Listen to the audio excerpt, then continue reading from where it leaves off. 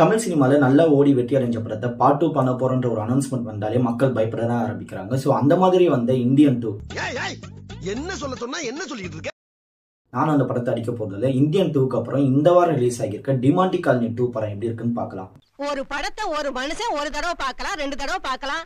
இந்த பாவி 40 தடவை பார்க்கறாண்டி. பொதுவா ஒரு படத்துக்கு பார்ட் 2 பண்ண போறோம் அப்படின்னு இருந்தாலே பார்ட் 1ல கிளைமேக்ஸ்ல பார்ட் 2க்கான லீடிங் கொடுத்துருப்பாங்க. பட் டிமாண்டி காலனி 1ல பார்ட் 1ல கிளைமேக்ஸ்ல எல்லாருமே இறந்துடுவாங்க. ஸோ பார்ட் 1ல இருந்து பார்ட் 2க்கான லீடிங் எப்படி கண்டினியூவா இருக்குமா, இல்ல புதுவிதமான ஒரு கான்செப்டா இருக்குமா? லைக் பீஸான்ற பேர் வச்சுட்டு பீஸா 2ன்னு வேற ஒரு கான்செப்ட் பண்ணாங்களே. ஸோ முனி 2 அப்படின்னு காஞ்சனான்ற புது கான்செப்ட், பிச்சைக்காரன் 2. ஸோ இந்த மாதிரி ஒரு புதுசான ஒரு கான்செப்ட் கொடுத்து பிரான்சைஸ் ஒன்று ஸ்டார்ட் பண்ண போறாங்களா அப்படின்ற ஒரு சந்தேகம் நிறையவே இருந்துச்சு. தன்னுடைய காதலன் கேன்சர்ல இருந்து மீண்டு வந்து ஒரு நல்ல வாழ்க்கையை வாழலாம்னு நினைக்கும் போது எந்த ஒரு காரணமும் தெரியாம அவர் தற்கொலை பண்ணி இறந்து போறாரு. ஸோ அந்த காரணத்தை தேடி பிரியா பவானி சங்கரும் இன்னொரு பக்கம் தான் சொத்துல முக்காவாசி பங்கு தம்பிக்கு எழுதி வச்சிருக்காரு. தம்பி கிட்ட இருந்து சொத்தை